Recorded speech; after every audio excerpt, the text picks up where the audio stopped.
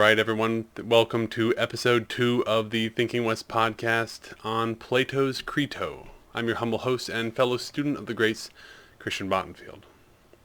Now, today's work, again, is Plato's work called Krito, C-R-I-T-O. If my pronunciation's off, I apologize, but I'm not well versed in Greek, though I am 1/8 Greek. Anyway, Plato's Crito is the follow-up to Plato's Apology, which was the subject of the last episode and the inaugural episode of this podcast. So be sure to check that out if you haven't already, or you can check it out after, although chronologically the story will make a little bit more sense if you read Apology and then Krito, or at least watch episode 1 and then 2 in that order. But nonetheless, Krito it's not necessary to read Apology before, though. They're both such short works, you really don't have any excuses. And I'll, of course, put links that you can read the works to in the description, so you have even less of an excuse not to read them. And they're free versions, too. Free online readings of Apology and Krito, as well as many other works. And as I go along through this podcast, with every episode I'll give you and point out links to where you can get those, you can get these works for free, or at least very cheaply. And again, this one's a very quick read. I'd say maybe 45 minutes at most. I think I'm an exceptionally slow reader compared to others, and I did it within 45 minutes, so I think you'll be able to do that just as well. And always be sure to like this video and subscribe if you're interested in talking about some of the great works and kind of bringing out some of the philosophy of it and really asking questions about the work. Kind of serving the goal of the podcast in general is to serve as that third part of the trivium in a classical education where we actually talk about the things you read. Anyway, Plato's Krito, again, the follow-up to Plato's Apology. So whereas in Apology we found ourselves at the trial of Socrates in Athens for all the alleged wrongdoings that he'd done to the citizens and to some of the oligarchs, or not technically oligarchs now, as you'll see as I'll give a brief historical review. The oligarchy was recently overthrown in lieu of democracy taking over in Athens, and that's an ongoing struggle through this time between the oligarchs and the democrats. But here he's in front of a large council, as I believe these kind of judicial systems were in Athens. Some sources say upwards of 500 judges to take the case of Plato in the Apology. I'm not sure how they get that number. Nonetheless, there are very many of them, some of them including people that Socrates knows very well. So Apology gets through that trial. They find him guilty, and he's sentenced to death. Now Krito is ultimately asking the question while he's in a cell with his friend Krito. So this is Socrates with friend Krito, ultimately asking, should I run or should I stay? That's one of the big questions that we'll get to. Because basically, Socrates could have chosen exile instead of execution. And you'll see how he rationalizes that decision.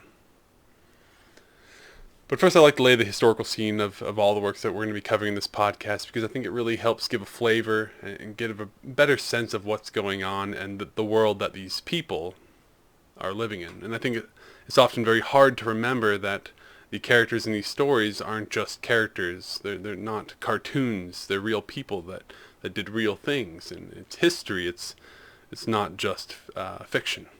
Although there could be a little bit of color added in these to the actual accounts. That's for sure, especially in ancient Greece and other ancient civilizations. History as we know it now was not quite the same then. More color was added, especially when you were the scribe for a very powerful king, for example. You would add a lot of color.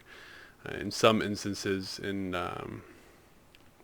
for example, the Persian empires and those sorts of areas in the Middle East, the historical record of the same battle from the opposing sides would be completely contradictory, as each side would claim victory. So you see these sorts of kind of color commentary added to any of these types of accounts in these days. But nonetheless, the historical scene is helpful to have that can be corroborated with other sources, of course. And I give a very cursory history, as I'm not a historian, more of a casual fan of history.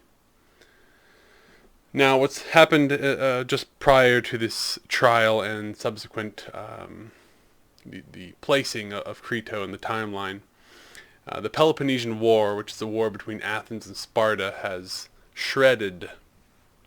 Let me move on here to the next picture. This picture will help. If you're watching, I'll have a few images here and then that'll help kind of give a little bit of extra visuals and information about what I'm talking about. If you're listening, no worries. I'll do my best to describe these. They're not necessary, but I think they add a little bit to the video aspect here. Anyway, the Peloponnesian War has raged on just years before the trial of Socrates between Athens and Sparta, the most well-known by far city-states of ancient Greece. Of course, Sparta we know from the battle at Thermopylae, the famous movie, The 300, which I actually never watched, but I have read about more than I've seen.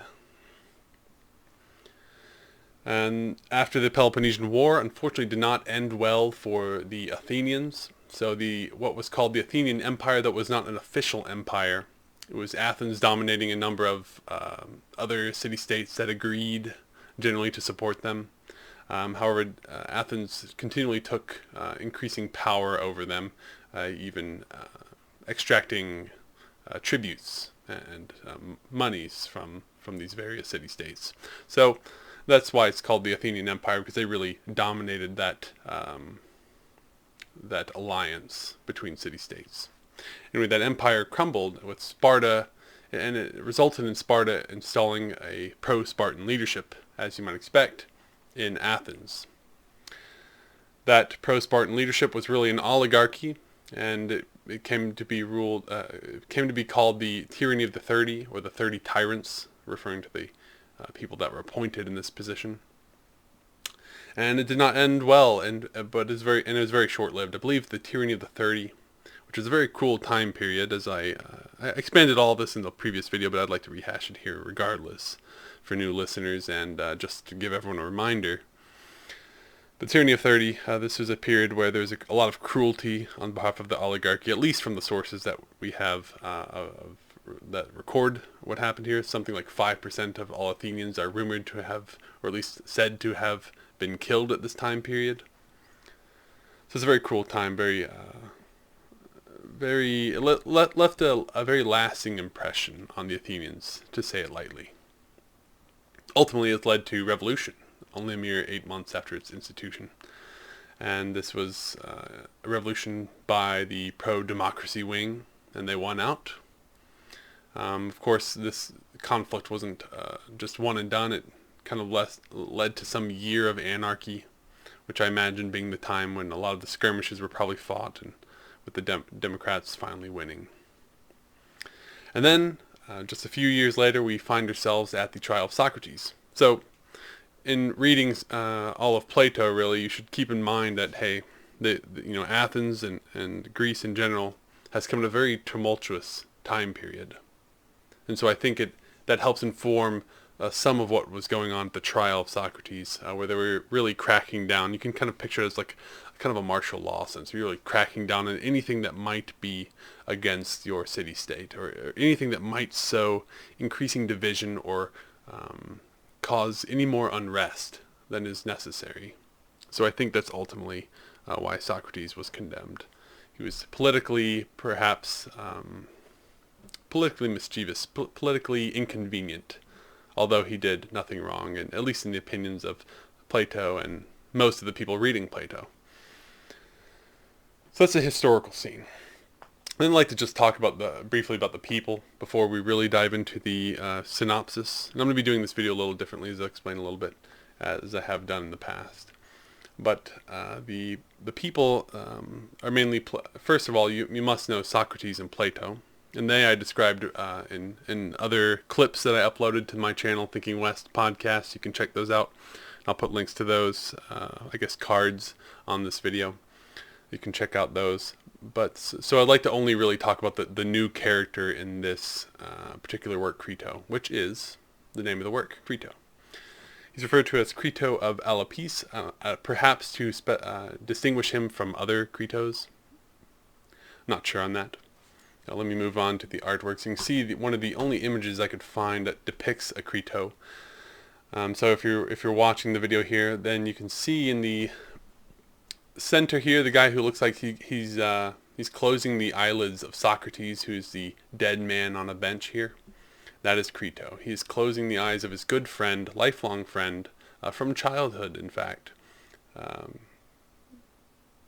So Krito and Socrates were good friends all the way back to childhood. And the subject of the work, Krito, is a dialogue between Socrates and Krito in the cell after the trial of Socrates. Alopis, by the way, which is where Krito and I believe Socrates must be from, is a suburb which is called in Greek the Deme or Demos. Again, my pronunciation is likely extremely wrong, so don't judge me there. But these are basically suburbs of Athens. And my sources said that this was the home of both Krito and Socrates in their childhood. But Krito, although this is debated, he's said to be a wealthy agriculturalist. So he made a lot of money. He's a very rich man from some sort of farming, though we don't know much about that. Others say he's also a philosopher, though this is the debated part. There are works that are attributed to him, but they're by some other ancient historians. But modern historians tend to think these are apocryphal and probably attributed to the wrong Krito, or just the wrong person in general. And the reason that it's deemed apocryphal is that when you read Krito, first of all, you get the impression that he's not really positively putting forth any philosophical arguments. He's more responding more than anything to the arguments that Socrates is going to be making, as you'll see in this work.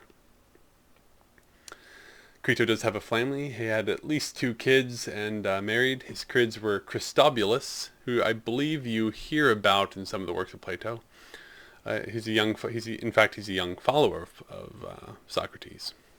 And then the other is Archestratus, or Archestratus, who is a later general. Krito is, again, a good friend of Socrates, and he's there throughout many of the works of Plato. He's there during the trial, imprisonment, and later execution of Socrates. So he's really there by his friend through it all.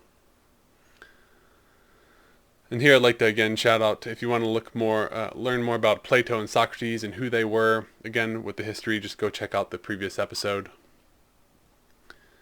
And I detailed those backgrounds. Generally, I'm going to do this for all the works we talk about, but I'm going to detail the people in the first work that we come to of any particular author. So, since Apology was the first work that we covered in this podcast, and I introduced Plato in the Apology. Same with Socrates. Now, with that out of the way, we've got the kind of a brief overview of the historical scene and the people involved, the new one being Krito of Alopis. And we can get into kind of the meat of the podcast here. Now we've got the introductions out of the way. I'm going to be conducting this a little bit different than in the previous episode. In the past episode, I separated out the synopsis of what was of the work, basically, from the questions that kind of bring out the philosophy. And although I think that's useful for a kind of organizational standpoint, I think it tells a little bit less compelling story, a little bit less interesting dynamic going on there. So I've decided in the next part to kind of put all the meat of the podcast together, mixing the synopsis with the questions when they're appropriate. So we'll go through the synopsis, and then I'll break off at the relevant times to ask some of these questions that I'll put forth some of my own answers. But, of course, I more than anything encourage you to give your own answers in the comments. And that's really what this is all about, somewhat becoming a discussion area to talk about these great works. Anyway, the opening scene of Krito is a little strange. It opens with Socrates awakening in his cell to find none other than Krito sitting there watching him in his sleep. I mean, to us it seems a little bit creepy, but maybe back in the day this is just what they did. I don't know. Either way, it shows at least some good friendship between Crito and Socrates. And the reason Krito did not wake him is interesting because, and it kind of makes sense. He said, look, this man he's been condemned to be executed very soon. I should let him rest in peace in his nice sleep as much as possible. So he's a good friend. Seems to care about Socrates to the highest degree here. Anyway, Krito is here telling Socrates, again, they're all in the cell of Socrates, that the ship from a place called Delos, upon which marks the execution of Socrates, has arrived, and that tomorrow will be his last day. So not bearing very good news. He's here to say, hey, the clock is almost 12, your time is almost up on this earth, I'm just giving you a heads up. Socrates responds, quote, very well, Krito, if such is the will of God, I am willing. Unquote. Now this ship arriving at Delos is not just a random fact thrown in here. In fact, the island of Delos, let me pull this up. I'm going to be switching gears here a little bit. The island of Delos is actually quite important in Greek mythology particularly, or at least Greek culture. So let's find this here. I'm going to be switching, at least for those watching. I like to show a little bit of the geography about some of the places we're talking about. Again, because I want to get past this kind of cartoon image that we have of history and the great works in general. A lot of times we read, even if you read an autobiography, it's hard to get that cartoonish picture of the characters out of your head. So, alright, got this up and working. So I'm using Google Earth to show some of the geography here. Of course, anyone can do this, but hey, I've got it conveniently here for you, in front of you. And again, if you're just listening, which most of these podcasts I actually expect, I tend to listen to podcasts as I do my daily work, so I expect that to be what you're doing as well, at least for many of you. And yeah, so I'll do my best to describe it in words, although a picture is worth easily 1,000 or maybe 2,000 of my words. So this is the Greek island of Delos, an important and well-known part of the world in the Athenian mythology and culture. And the reason it's so interesting of a place, one, it's clearly a big tourist destination today. Though it might be a little bit difficult to get to, I think it clearly seems to be only by boat you can probably get to this island. Let me spin us around here so that we face north. This is the island of Delos, surrounded by many other islands. Again, if you just, a lot of times we see very simplified maps. And this even seems a little bit simplified. There are many islands that dot this Aegean Sea off the eastern coast of Greece. And Delos is just one of those, approximately 90 miles as the bird flies from Athens. Athens is in the, if you're watching the top left here, which is the southeast corner of Greece. And again, it's about 90 miles as a bird flies. For a boat, a little bit longer. But the reason Delos is so important is that it has, at least at the time of Socrates and Plato, had many temples to the gods there. So it was referred to as a very sacred island.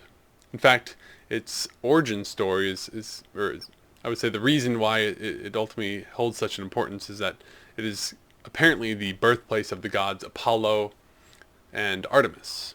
Apollo is the god of archery, sun, prophecy, among other things, and Artemis is the goddess of the hunt, the moon, and animals, wild animals in general, among other things. That's another side note, is that the Greek gods, we think of them, each one being associated with kind of one feature, one aspect. Usually Apollo is thought to be the god of war or the sun. But really they have multiple facets to their identities. So they have multiple kind of defining features here. We see that Apollo and Artemis kind of go together, as one's the god of archery, the other of the hunt. Those are obviously very related. One of the sun, one of the moon. So they have close ties and are allegedly birthed on this island of Delos. And in fact, it was so sacred that the port of Delos, which I'll zoom in here a little bit if you're watching again, this is called the Sacred Harbor in this area. You have a nice little peninsula that sticks out of this area that would of course allow you to line it with ships, so it could be a very nice port. And if you're looking again at the map, you see it's dotted with all these historical sites now, some of them built after the time of Socrates and Plato's, but many of them also existed during their time as well. And just geographically, if you look at the island, there's really nothing else there. It's just some temples. Right now it's just ruins of those temples, and it's just a lot of rocky terrain. Really no one living there. And I expect this is probably not too much different from the time then.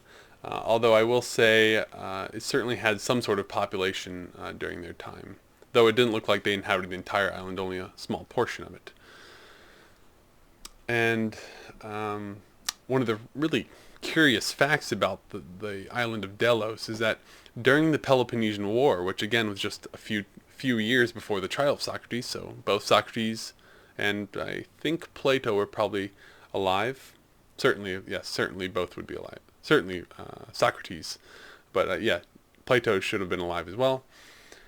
And during this time, the Delphic Oracle, which we've mentioned before and which we'll probably continue to mention whenever we bring up the Greeks in general, the Delphic Oracle had ordered the entire island of Delos, because it was so holy, so sacred, to be purged of all its dead bodies.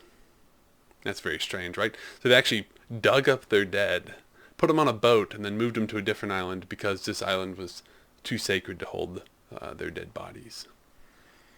And then it actually progressed. It wasn't all at once, but later on, just a few years later, he ordered that no one should even be allowed to die or give birth on the island due to its sacred importance.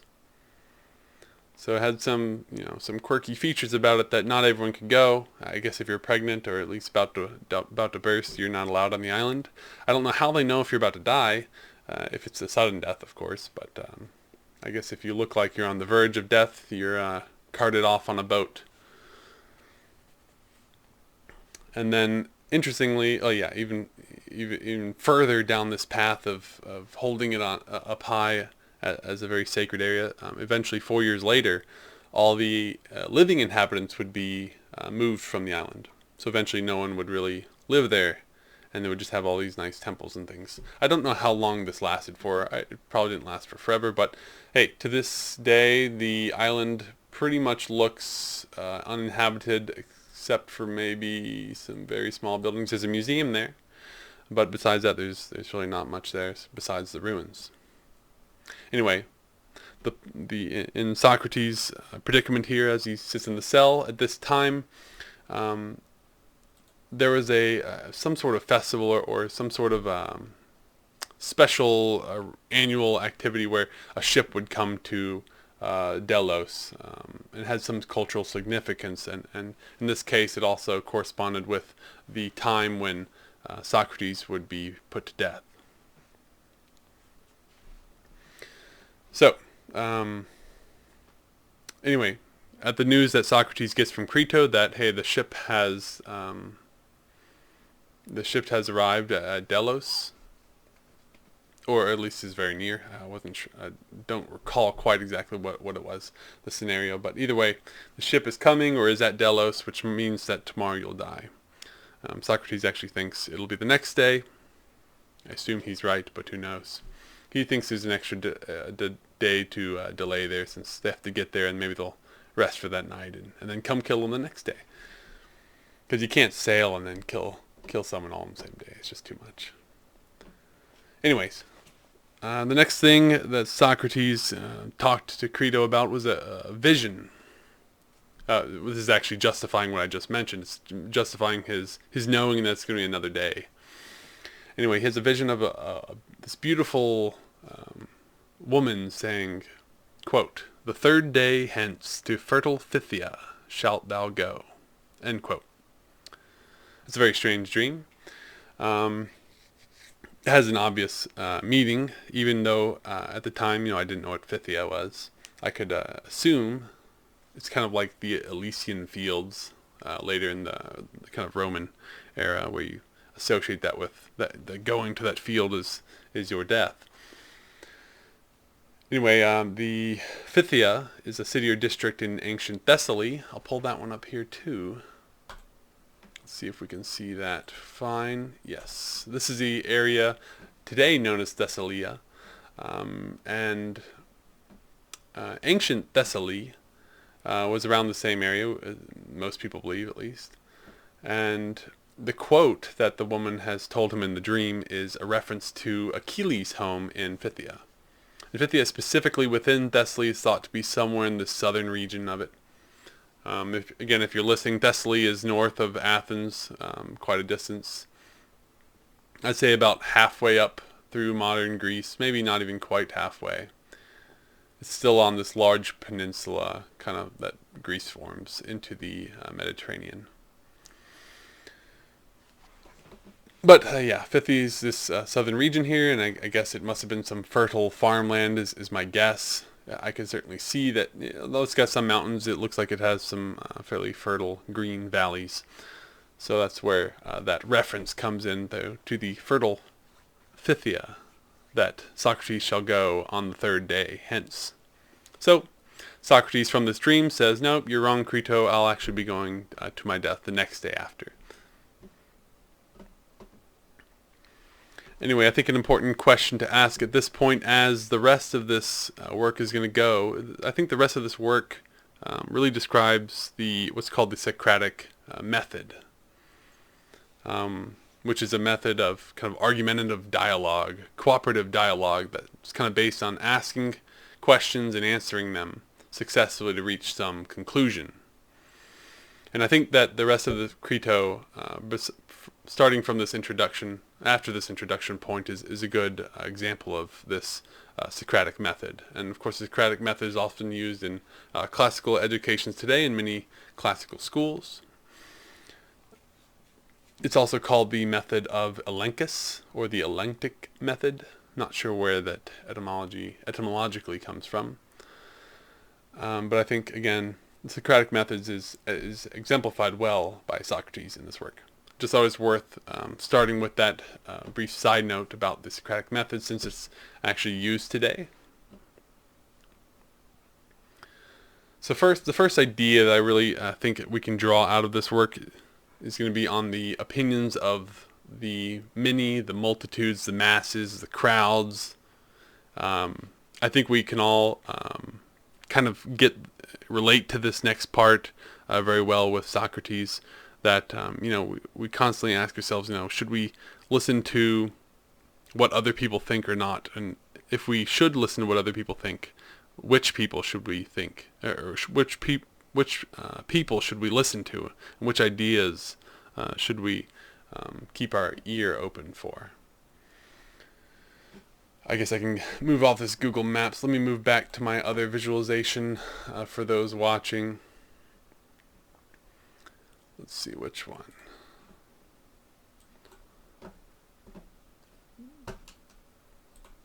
Here we go. Got a million tabs open, so I apologize for this. Alright. Gotta put it in presenter view so I can at least maximize my real estate here. And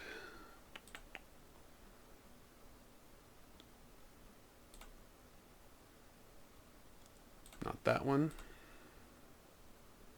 Definitely not that one. Alright, there we go. That's about as good as it's going to get for this setup. Again, I could put in hours of further production to the videos, but ultimately I think most people are going to be listening. So I just throw them here, these pictures. For those who have a second monitor like I do usually, and want to throw something up on the side while they work or do whatever. It's mostly to listen to. So, but I'd like to add some of especially the artwork that's relevant, so that you get some idea of more than just the work itself. You get some of the idea of the art that's in it as well, or the art that pertains to it. Famous paintings, for example, famous sculptures, that kind of thing, because those are worth also knowing. But especially then when there are maps and things, I think they give a lot more information than you can really just say. You get an idea of what Greece geographically was like. Was it mountains? Was it fertile valleys? Was it desert? Was it a series of islands? And Greece has a lot of what I just mentioned. It's not really deserts, but Greece is just dotted in mountains and islands around it. So some of those things, I think is the value of a video podcast. So I like to add those things in. And of course, if you have any commentary on the style or any of that, please let me know. I'm not hard set on the methods here. I'm, of course, all figuring this out just like anybody else has to when they're only 2 episodes in. Anyway, the first idea I want to focus on is, again, on the opinions of the multitudes, the masses, the crowds, the other in general. So Krito, going back to the work, fears that he'll be blamed for not helping Socrates if Socrates doesn't escape out of his cell and avoid death. And he says, quote, "Now, can there be a worse disgrace than this, that I should be thought to value money more than the life of a friend?" End quote. And Socrates responds, quote, "But why, my dear Krito, should we care about the opinion of the many?" And then he goes on to say that good men will know the truth despite what the many might think, and think likewise. So I think this is something we could all probably relate to.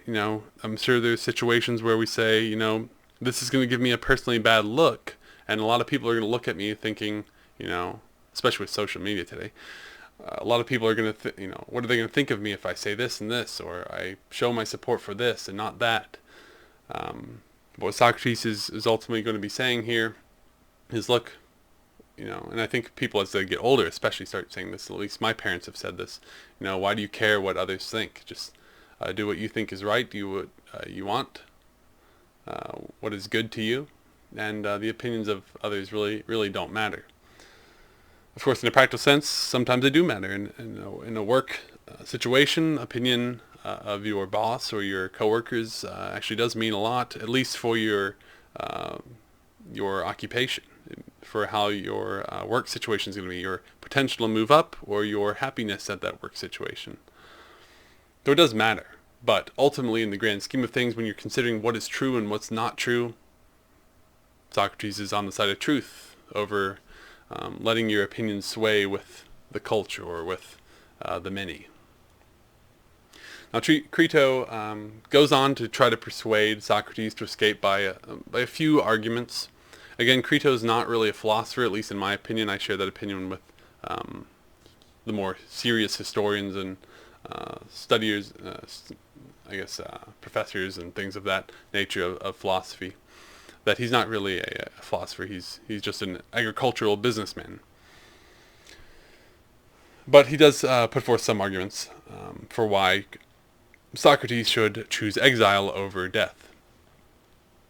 One of those arguments is that Socrates' death might harm the reputation of his friends, including Krito, who will then be blamed for not helping him. And that, in fact, Krito and his friends are very willing to help Socrates out. They're saying, hey, we can pay so-and-so, and we can get you out of this jail and move you to a new place where you'll be loved by many others, and you don't have to die for this unjust thing. Another argument that Krito says is that, if he escapes, he'll be loved elsewhere, and he'll have value in another city-state.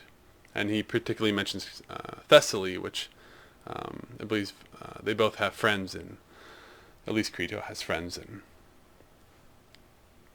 The third argument is that, if Socrates dies, he's abandoning his family and children, who he has a duty to raise and to teach. And this, all of these are fairly good, but noticeably very practical arguments. They're all about, what are others going to think? Where can you be better received? And what about the practical problem of your family and children and how they'll be taken care of? And all of this Socrates will in turn answer. But yeah, again, notice that it has a very practical nature to what he's saying, and that's why a lot of people don't think Krito is really a philosopher, and those works that have been attributed to him, I believe by Diogenes, are probably apocryphal. But the question, one of the big questions, and here's one of those questions that I was asking myself during reading this work is, whose opinions should we care about? And this is, I think Socrates gives a great answer here. His answer is that, we should listen to the opinions of the wise. Of course, then you would want to figure out, who is wise and what is wisdom, and how do I know who is giving me the wise opinion. But I think besides adding that, of course I can't disagree with the opinions of the wise, because almost by definition it's the good opinion. But I think often, in reality, we often care about the opinions of those close to us, so family and friends certainly come to mind, and whose opinions we at least weigh very heavily, more than, say, an acquaintance or a coworker.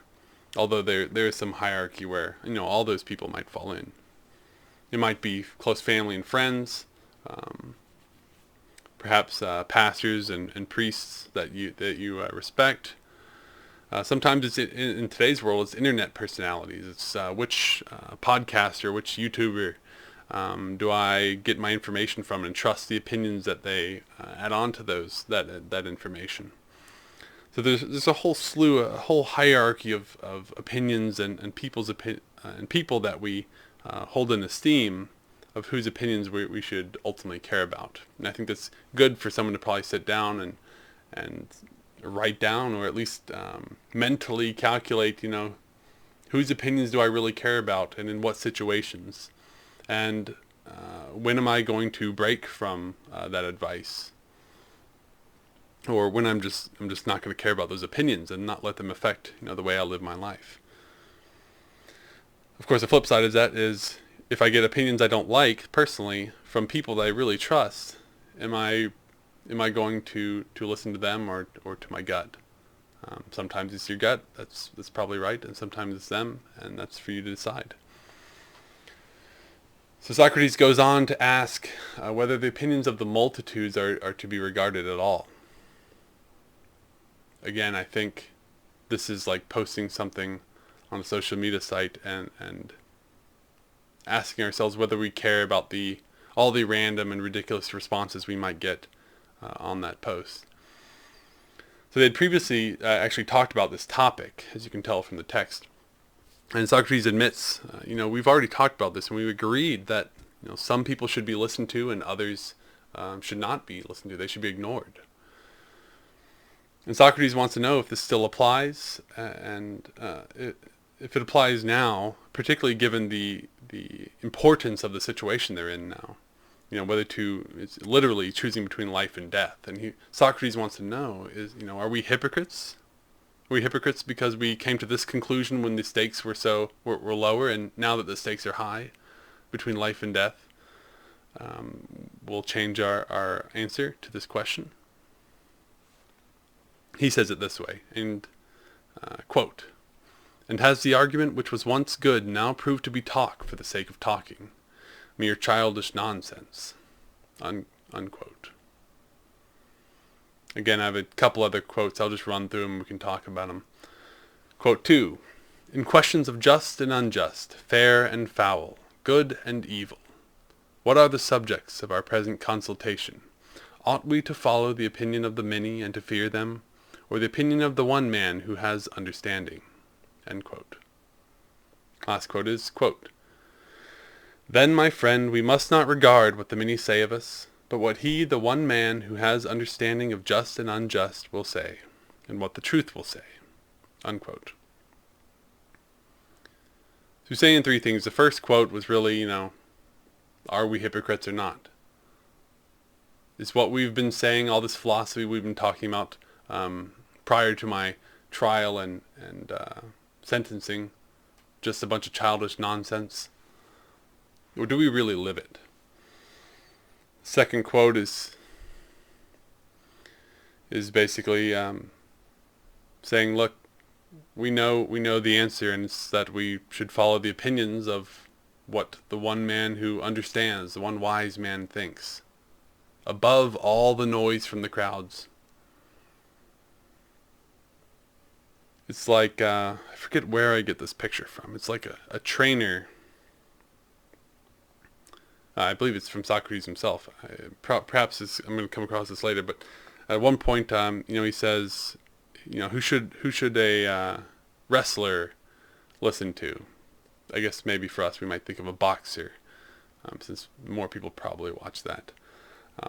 Should a boxer listen to the crowd in terms of strategy and what he should do, and what positioning he should use, and what improvements he needs to make in the next round, or should he listen to the one trainer in his corner that studies this and is the real expert on the subject at large and the particulars of the one boxer in question? And Socrates, for him, says, listen to the trainer, listen to the person who has the expertise, the person who you go to for good advice. And then the third quote that I read was that conclusion of, we listen to what the one wise man says. But then he goes a little bit further. He takes it just a little bit further than just listening to the wise man. Because ultimately it's not the man that you're listening to. It's ultimately what is true. And that's where he says, quote, and what the truth will say, end quote. So you listen to the wise man because it is him that will speak what is true. And you should always follow what is true. Another interesting question to ask for ourselves in our modern times, or whatever situation you're in. I'm sure you might, if you never thought about this, you should definitely take a moment and just think about this one interesting question, which is, in what historical or political events now do we wonder if the truth will ever be known? Because Socrates had said, the reason I bring this up is Socrates had said, despite what the many say, what the most, the crowds will say, those who know will know the truth. Those who are wise will know the truth of whatever happened or whatever's happening in our time. Whatever happens to you, the wise will know what really happened. They'll know the truth. And you have to ask, in our history and political events, is what we read in our textbooks, for example, is that what's true, or is that just what the masses and future generation, or the previous generations wanted us to know or think about a particular event? You have to think about things like conspiracy theories, which maybe they're true, some might be true, and they're just never known widely. We don't take something out of the conspiracy theory bin until it's very well known, and then it's just a normal fact. And you have to remember, things like conspiracies do exist. The name conspiracy theory in general gets a very bad rap because, conspiracies have been around forever. Socrates may have been victim to one. He had, particular powerful witnesses come against him to sentence him to death. That sounds somewhat like conspiracy to me. They conspired together to get Socrates have a guilty trial. So, in some sense, he was victim to that, at least in the telling that we get from Plato. Another one, a famous one, was Caesar was killed by a clear conspiracy as well, from within, his own and without as well. So you have to ask yourself, what things do I witness now? Like what events in our time are we witnessing that might be written differently in the history books for future generations that don't agree with what we see now? We especially live in a society now that's seeing two very different realities. It seems inevitable that one of those realities will win out in the history books, and the other will be left erased. It'll be in the dustbin of history. And it's a very scary thought to think that what might be true, what might be the true things going on now might not be accurately recorded for political or otherwise some other gain. Scary thought. Another thing that I think is a very accurate depiction by Socrates, and I think in our daily conversations we all always think, kind of refer to it this way, though implicitly, is that the multitude is always referred to as being devoid of reason. Socrates says it this way, quote, "Doctrines of the multitude would be as ready to restore people to life, if they were able, as they are to put them to death, and with as little reason." End quote. So he was taking kind of a strange, in my opinion, it's a little bit strange jab at the multitude by saying these people, they're so crazy, they're so devoid of reason that they would bring people to life just as willy-nilly as they would put them to death, as they did for Socrates. You might think, well, if they had power to bring people to life, I'd probably pick a lot of people to come back to life too without asking too many questions. But nonetheless, the point is, he's depicting them as these crowds, these masses, as devoid of reason. And we always kind of picture crowds this way in general. A crowd is not a reasonable body of people, usually. We find reason in conversation with single individual people, or at least small groups of people. But when you have a crowd, there's no argument, there's no dialogue. It's just cheering and clapping or booing. So it's really based on the emotions. So the crowd kind of acts as some entity or creature together that really behaves purely on emotion. And we see that biblically in when Pontius Pilate asked the crowd, whether to spare Jesus versus some other it was Barnabas, Jesus versus Barnabas, and the crowd is so just filled with rage and hate, although there's no reason because Jesus is by the law completely innocent, but they want him to die rather than Barnabas, who was some revolutionary who probably deserved it, certainly more than Jesus did. So we see it there, we see it elsewhere, we see it, of course, in modern times as well, with crowds just doing ridiculous things, oftentimes turning violent in the political world now, on both sides. And you see that at football games, you see people fighting at concerts and sports games, so it's everywhere. Crowds don't have any reason. It's like people's brains turns off when they turn into a crowd. Anyway, it's kind of the end of the first segment, the first idea that I wanted to kind of draw out of the work on the opinions of the masses, the multitudes. The second idea is on a just life and the relation of laws to man. Now, Socrates defines a good life as a just and honorable one, which for us kind of runs a little bit counter to what we normally might think of when we think of a good life. We typically think of having enough wealth to be comfortable and spending our time and kind of, I'll say, encountering as little strife as possible. That's kind of what we tend to think of a good life, or at least having a life that is not filled with tragedy, and that perhaps we find some meaning find some meaning not just in the occupation, but in kind of how we live our life, that we have made some positive impact on.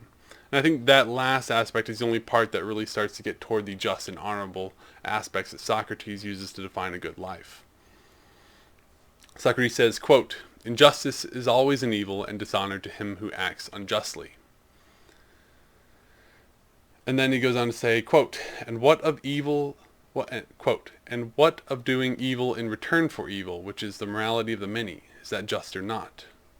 End quote. So what he's really asking here, more pertaining to the particular situation at hand, is that he's going to try to answer the question of whether by escaping his death sentence he's going to harm anyone else. So he's really saying, I want to live a good life. It's my goal to live a good life. So if I'm going to escape from here, I need to figure out if I will be doing anyone wrong, because once I do someone wrong, I stop having a good life because it's no longer just and honorable.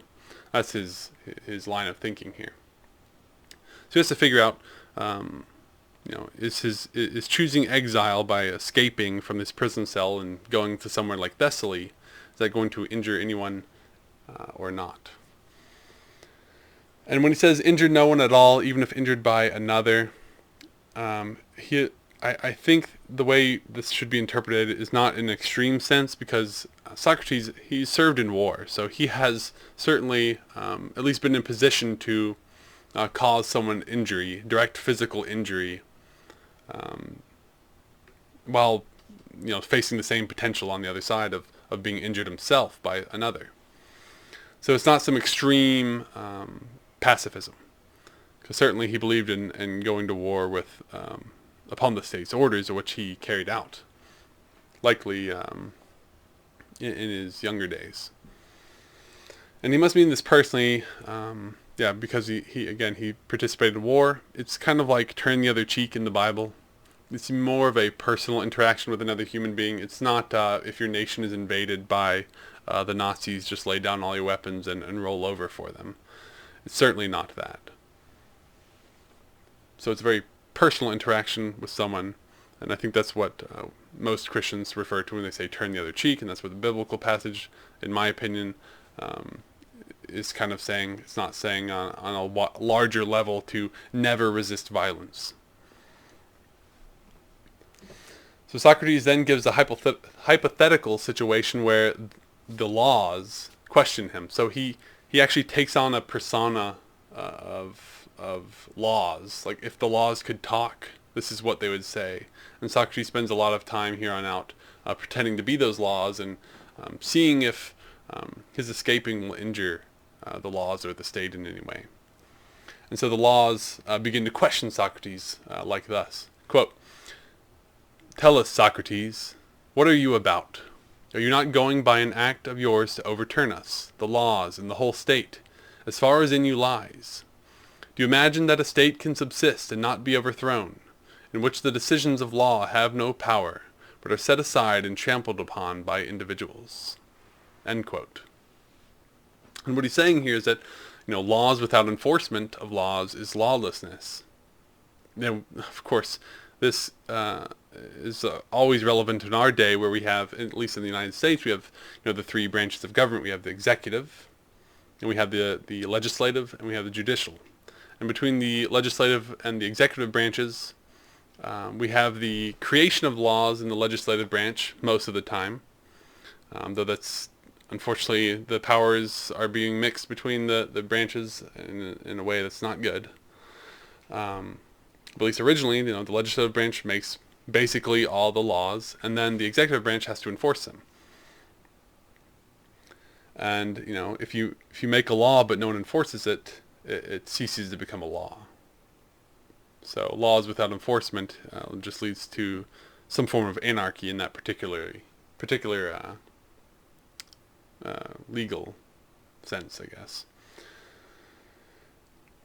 And he's also saying here that to live justly and hence a good life, this is ultimately what he's asking again, Socrates cannot injure the state.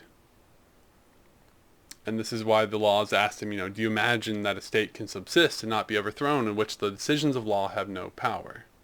So if Socrates, in a nutshell, if Socrates escapes the fate that the laws have determined for him in his trial, in this case death, then he is injuring the laws by overthrowing the enforcement of those laws.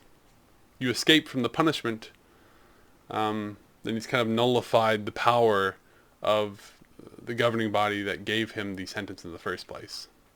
So in this way, he's ultimately saying, I'm injuring the state if I try to escape.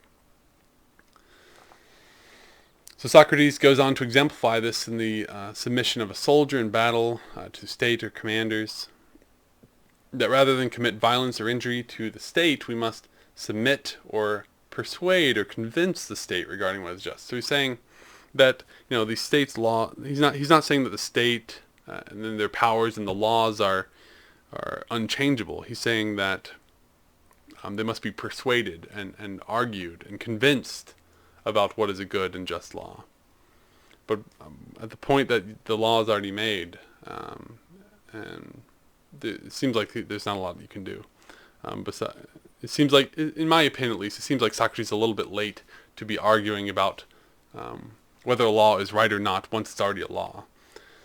And in this case, it's not even clear if there was a particular law that he was violating. Again, it was different accusations about corrupting the youth and not believing in the gods that he was accused of. That was, again, in the Apology, which I recommend going back and reading if you haven't. And yeah, he's saying this.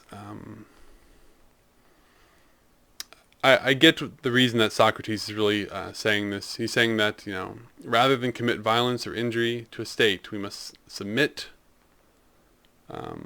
or persuade the state regarding the law.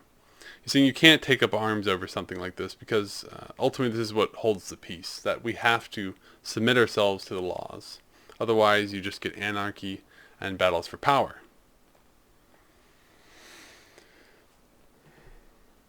Another interesting question is, what is the relation of the proper government, or in this case, the character of the law, to the citizen?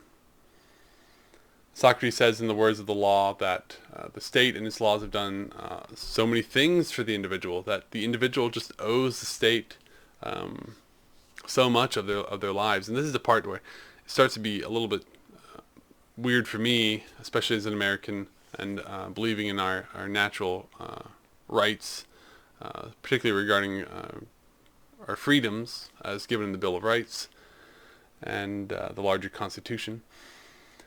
Anyway, he goes through these 3 quotes, and I'll read them here. And if they don't strike you as strange, and I don't know, maybe you're just a lot different than I am, but to me they just strike me a little bit awry. Quote, in the first place, again, this is the laws talking to Socrates about whether he's doing something wrong. Quote, in the first place, did we not bring you into existence? Your father married your mother by our aid and begat you. Say whether you have any objection to urge against those of us who regulate marriage. End quote. Isn't that strange? He said, did we not bring you into existence? As if the law itself, by creating the institution of marriage, or at least regulating the institution of marriage, brought him into existence as the child. To me, that's extremely strange because, at least in the Christian perspective, I tend to think of marriage as a primarily religious or institution that is outside of the law in reality. Although, it's allowed to work within the law and by the law in the United States anyway.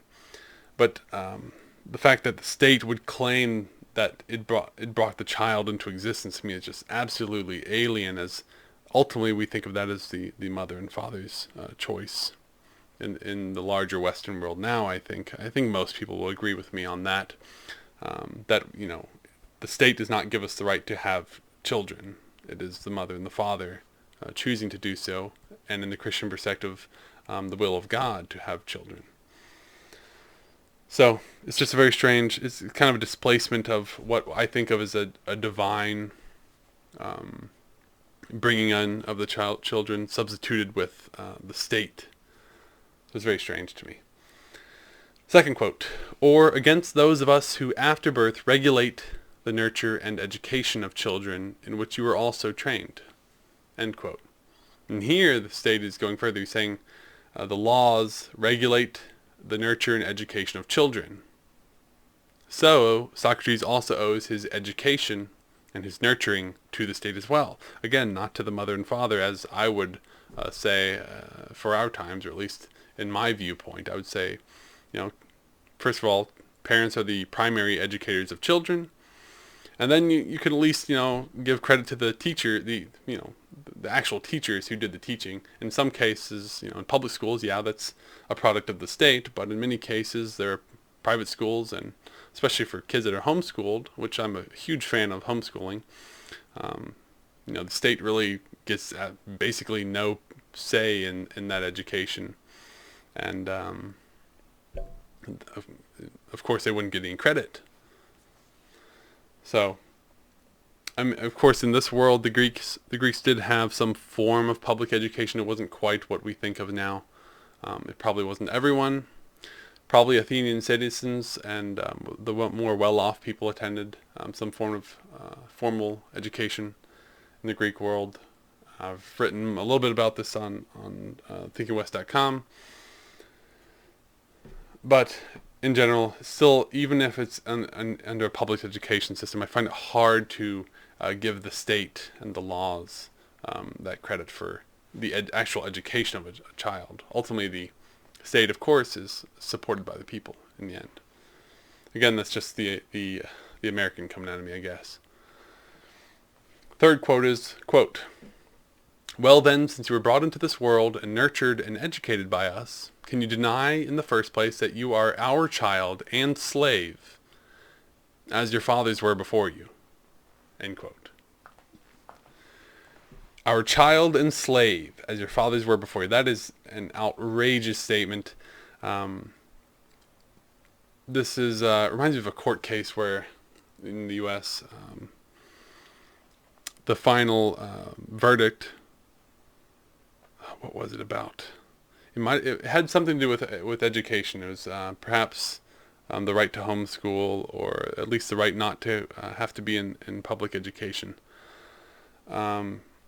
But it was where the Supreme Court luckily ruled that, it had a line saying you basically didn't have to be part of this, and it said, because children are not just mere products of the state. And I think that's exactly counter what we read here as the opinion of Socrates, is that children are very much the property of the state and the laws. And here, again, he's talking about the laws. And yeah, everyone's subject to the laws, but the child is not the child of the state, for sure. And a slave, to go on to say a slave is, I guess, more ridiculous in our time than maybe in their time. Slavery was everywhere, and it was perhaps less of an insane statement to say, but just the fact that, it's children being portrayed as mere property, mere objects in the eyes of the state, that to me just strikes me as absolutely bizarre. And again, as your fathers were before you, so this is something you can't, you weren't, you're not the first, you're not the last. If you're born in our state, you're ours, you're our child, you're a slave, and you owe us everything. And Socrates, Plato believed that apparently, the citizen is just a product of the state, with rights derived from the state, rather than having, as many of us will come from a Christian perspective, or even just a pure kind of atheistic American kind of perspective, that our rights are inherent to us. Some of us, we think those rights are divine rights. Others just kind of common sense, coming from the very nature of our being, that we have kind of more autonomy in who we are and what we do with our lives. And then he has another quote here, again in the perspective of the laws, saying, quote, "Will you, O professor of true virtue, pretend that you are justified in this? As a philosopher like you failed to discover that our country is more to be valued and higher and holier than mother or father or any ancestor, and more to be regarded in the eyes of the gods and of men of understanding." End quote. So he's kind of tongue-in-cheek saying, "Oh, you, Socrates, you're professor of true virtue. You know so much." Of course, it's Socrates saying this, so he's saying it sarcastically, saying, basically accusing himself that, if you believe better than that, you're higher and holier than the laws, and you're putting yourself above your country, and that the laws, in fact, the laws in the state are above any mother, father, ancestor, and yourself. And that at least the gods and men of understanding recognize this. And that, Socrates, you should recognize this too. This is really pointing toward a kind of hierarchy that must have been believed by Socrates and Plato. The state, the laws are above the individual.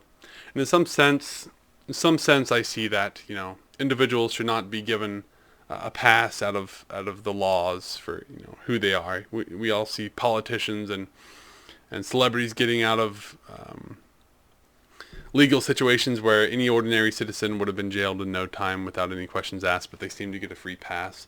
And that's sort of what this seems like it's saying. It's like no one is above the law, not even the President of the United States, and all are subject to these same laws. But in this case, the laws are more than simply legal here. In our perspective, we say that from a purely legal perspective, that no one breaks the law and gets away with it if they can be proven guilty. But here it's more than legal. It's that the laws aren't just writing on a piece of paper that guide how we interact with each other to keep us all happy and safe. In this instance, the laws that Socrates is talking about are the very ideas of what is right and wrong. Ideally, that's what laws do. They legislate morality because that's their purpose. We base our laws on what we think is right and wrong. Otherwise, that's morality right there. If we don't do that, then we're making bad laws. So anyone thinks you don't legislate morality is wrong, in my opinion. It's the very nature of the laws. We say murder is illegal because it's wrong. Not because it's inconvenient, not because of any practical arguments, because it's morally wrong. It's not right. Alright, idea number 3 is really the big question for Krito on whether to flee in this instance or not. So should Socrates have fled in exile? And this is a question, although the book lends itself toward you want to agree with Socrates because he's kind of like the hero, he's the protagonist of this, but ultimately it's a hard thing to get on board with. Someone willingly accepting death for something that was unjustly determined, an unjust sentence. You should flee from that, you would think, right? Anyway, Socrates gives 3 reasons for why he says this is wrong. I can't flee. I have to stay and serve out my sentence. He says in 1, in disobeying the state, he'd be disobeying his parents. So I guess the parents must teach them to obey the state. First of all, again, as we just mentioned, the hierarchy there that he's laid out for us is that the state is above the parents. And if you disobey the state, you'll also be disobeying the will of the parents to put the state above themselves. Number 2, because the state educated them. We saw this again through kind of the quotes that I read. So the state giving the education of Socrates the very ability for him to think his philosophy through and all this, to be where he is today, he owes something to the state and must thereby follow its laws to the T. And 3, because he has an agreement that is implicit to obey the states and its laws. And this is because ultimately Socrates loves Athens, and he, better than anyone else, knows of this implicit contract you have when you live in Athens. If you're an Athenian citizen, you say, okay, I'm going to follow the laws of Athens. Just like if you're a citizen of the United States, you follow the laws of the United States. If you're a citizen of Alabama, a resident of Alabama, you're going to follow Alabama law. If you're a resident of Georgia, you're going to follow Georgian law, or whatever state, or whatever country. And Socrates had the opportunity to travel. He could have left Athens, at least it seems to be indicated, but he never did. He loved Athens. He loved living there. He loved it so much he wanted to change it, and that's why he went out on his quest to kind of expose the holes in people's wisdom in some sense. And he knew this. He knew this was the law, essentially, that if the state gives you death, then that's what you accept. So again, in his speech through the laws, this is used as further proof of his love for Athens, that he would rather die than leave Athens. And actually, in this part, we learn a little bit about Socrates' life from this part, that he did very little traveling. He said he only went to an area called Isthmus, which I'm not familiar with. Perhaps I should have brought that up on the map, but I'll leave that for another time. Where the games, it must be the Olympic Games, were held, and for travel for his military service. It's again, he did serve in the military and likely saw some form of fighting. Socrates now ends in the voice of the laws saying that if he runs, his friends will be harmed by punishment from the state. Kind of a flip to the argument that Crito gave. He says, Crito said, we'll be viewed badly because people will think, you didn't save Socrates when you could have. You're a bad friend. You betrayed him. But Socrates is actually giving the opposite argument that, hey, the state's going to punish my friends if I run, because they're gonna know who helped me. He also combats Crito's third argument about the well-being of his kids not being taken care of. And Socrates says, well, look, if I flee, surely Athens will strip them of their Athenian citizenship, which for him, for someone who loves Athens, and it kind of being the center of ancient Greece, at least in their opinion, now that was the worst thing, to lose your Athenian citizenship. They'd have to be exiled and go elsewhere, or live in Athens as a non-citizen, which is not as good as living there as a citizen. There were actually quite a number of different kind of tiers of where you could lie in Greek society, depending on which city-state, I'm sure, as well. Slaves at the bottom, but then you have non-citizens somewhere in between, then Athenian citizenship above that, and of course the actual wealthy above that as well. And that thirdly is kind of one of his reputation. So it's kind of odd that he would use this one, because it almost contradicts his argument about not caring about the opinions of others. But he says he'll be forever looked at as a usurper of the laws. He's thinking, if I go to Thessaly, well, the Thessalians are just going to know me as the guy who escaped my punishment. So he says, no matter where I go, people will know that I don't follow the law anymore. So you kind of have a bad reputation. It's almost like the reputation that a whistleblower gets when they leak information and expose something of an organization or the government. Forever they're going to be looked at as the guy who leaked, so-and-so information. And, what company wants to hire a guy who's willing to leak out their darkest information? Probably not many. And then he says, quote, "Think not of life and children first, and of justice afterwards, but of justice first, that you may be justified before the princes of the world below." End quote. And ultimately he's saying here, justice is supreme, truth is supreme. Think not of what the people here will say and of the practical effects of your decisions. Think only of what is true, right, and just forever. He adds that it's not, and he also adds, I'll say this, that it's not the laws that failed him in this particular scenario, but he says it's the people, the men, his judges who failed him. And he says this because, he concludes in this way that, he says, quote, "Now you depart in innocence, a sufferer and not a doer of evil, a victim not of the laws but of men." End quote. So ultimately he's keeping his hierarchy intact, where he holds the law and the state above else. And it's almost perfect. I don't know if he would use that language, but it seems that way if he cannot blame the laws themselves, but the men who implement the laws. And ultimately, I'm not 100% on board with that, at least in our own modern society. There are certainly bad laws out there.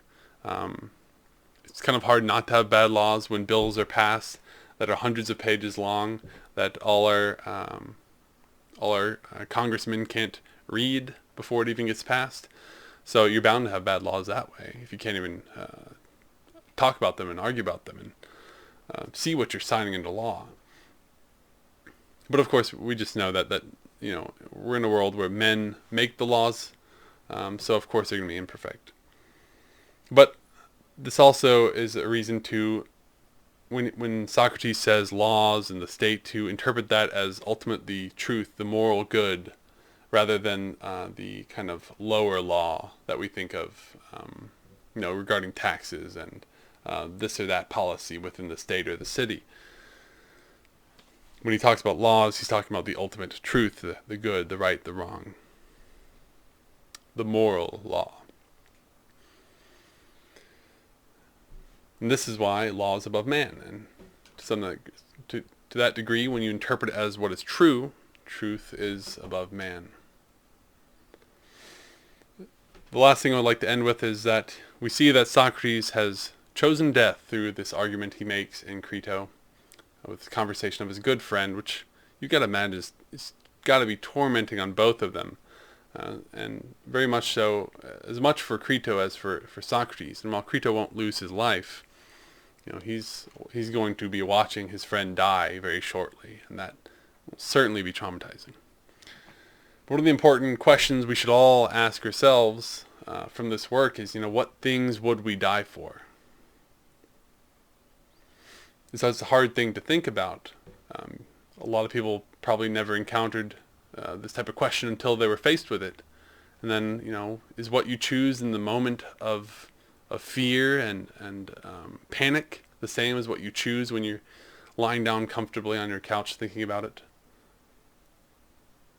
I won't even say that's what separates out a hypocrite from non-hypocrite. It's just a totally different ball game when the thing has hit you in the face without you ever having to pre-think about it.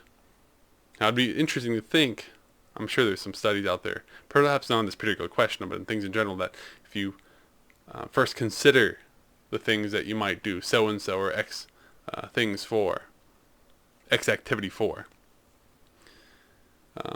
do you choose the same thing if you've thought about it before, as opposed to if it's just hit you blindly? The question hits you blindly. If you're asked, would you give 10% of your money for so-and-so cause? It's almost like if you're walking the street, you walk by, someone calls you on the street, and they've got a booth maybe, and it's for some charity, and they ask you, would you like to donate 10% for so-and-so fund? And a lot of times, you just say no because you just don't want to be bothered at the time, and it's not something you've thought about, and a lot of times you don't want to stop to think about it, especially in front of the people that are trying to get the money from you. So, but if you know the booth is there and you say, hey, I would give 10% of my income or my last paycheck for such and such a cause. So if I ever come by that booth again, I'll do it. Then you're probably much more likely to do it. So it's worth thinking about, in what situations would we do things that we don't normally think about beforehand. And this is one of those things. Hopefully you never have to think about it. But what things would we die for? I think a lot of people might answer family. That would be a very common one. Depending where you are, freedoms. Some countries, you probably wouldn't die for any freedoms. Probably no freedoms, because in some places you don't have many to begin with. In the United States, though, certainly people died for freedoms. I mean, it's the founding of the very country itself. People risking their lives for a greater freedom, not to be ruled from afar. At least in our American interpretation of things. I know those in the UK might see it a different way. We might just be a mere rebellion. Maybe a mere bratty, spoiled rebellion from those United States across the Atlantic. Another thing we might die for in the more recent history is to stop the worst evils in the world. Would we die to try to stop the Holocaust? Now, while each individual soldier that went, to Europe to fight, or also to the Pacific theater to fight, while they weren't necessarily probably thinking of that, they were largely following orders. Many did sign up to join the efforts and fight the war. So, in some sense, many of them probably did die for that, or die for some similar cause to whatever cause they believed was right that they were fighting for in World War II. In probably further past, people would have died for land, because in some sense land, if that was land that you farmed, that you held on for many generations, it was the pride of your long family history, you might have died for that land. That land could have been your livelihood, in fact. So if you lost the land, you would have died anyway. You would have starved because you wouldn't have had food. This might have been the case for many people. Nowadays, I would find it hard to die for land. That would be, I don't think it'd be worth it. Since, in general, we're much more transitory. We don't have any particular allegiance to particular properties or areas as much anymore. And our livelihood, for most of us, is not tied directly to the plot of land that we were born and grew up on. But all these things are mostly material, and freedom's not really material. to stop the evils of the world. Maybe not directly material, but certainly material things are being destroyed, especially in the case of the Holocaust. People are dying because of some evil, and it's worth dying to stop that, perhaps.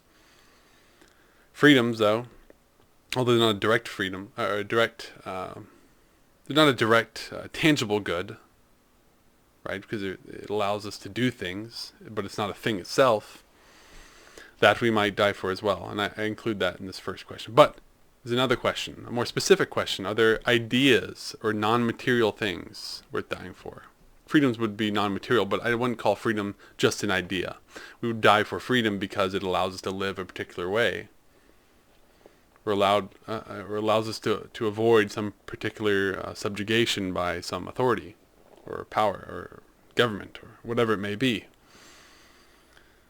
A prisoner, you have to think a prisoner with a life sentence is also facing that kind of freedom versus living as they are in that question. It's not just for against governments, perhaps that question might be asked. But are there ideas that are worth dying for? And this is what Socrates essentially is dying for. He's dying for truth, for honor. He's dying based on the principles that he's been talking about for much of his life. He dies for what is just. So he's dying for these ideas rather than any of the material things that we might die for. That's a much harder thing to admit that we might die for. Would we die for what is true? I would argue, there are many martyrs in history, in the Christian world. In some sense, they have died for telling the truth about who they are and what they believe. So perhaps they're there with Socrates in dying for ideas. Anyway, that's one of the heavier thoughts for the episode, and probably for quite some time. That's one of the toughest questions you can have to think about, but always worth thinking about now rather than later.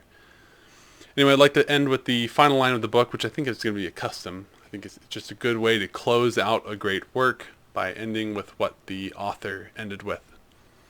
And he says, quote, "Leave me then," this is Socrates, quote, "leave me then, Krito, to fulfill the will of God and to follow whither he leads." It actually, end quote, it actually mimics a lot the opening line, which he says he will follow the will of God here. Of course, God is, I assume, Zeus, being the more supreme god of the Greek mythological world. Later, Socrates is killed by drinking a poison with Krito present. That poison was some form of hemlock, which are actually a couple of varieties. Anyway, thanks for watching or listening, whichever one you chose to do. Be sure to like this video and subscribe if you want more content like this. I'm covering the great books of the Western world. I think next on our reading list will be Plato's Republic, so be sure to get reading if you want to catch up with me on that, or just listen along and learn along as you watch or listen.